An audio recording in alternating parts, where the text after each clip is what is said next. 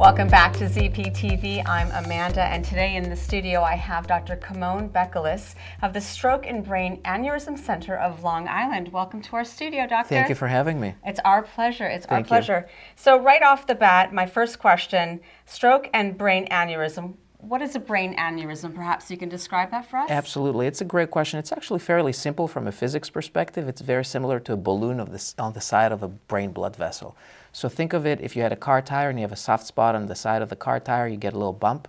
It's exactly the same. So it's a soft spot in the artery, and similar to the car tire where if that bump bursts or ruptures, you get a flat tire. In the brain, it can be a lot more serious. So if an aneurysm ruptures, half of the patients die right away. And from those that survive, about a third will make it out of the hospital without any problems. Wow. So we try to get ahead of the problem and treat brain aneurysms before they get to that point. And so with that being said, how would you first diagnose a brain aneurysm? Let's start with that. So most brain aneurysms that are not ruptured are diagnosed incidentally. Incidentally means we're looking for something else, and all of a sudden we take a test that shows a brain aneurysm, and that test is most commonly either an MRI or an MRA of the brain that is done for a headache, dizziness, other indications that are really not related to the aneurysm itself, and you can find a brain aneurysm in that study, and that's a good way to find a brain aneurysm. It's what I call a blessing in disguise, because now you know you have a problem that can be potentially life-threatening, but you know it before it became that problem.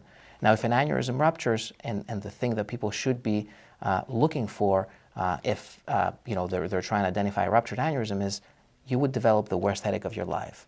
Okay. It would go from 0 to 100 in a split second, and you would have possibly nausea, vomiting, passing out, ringing in the ears, dizziness, but it would be a very sudden, unexpected, different than what you've ever felt before event.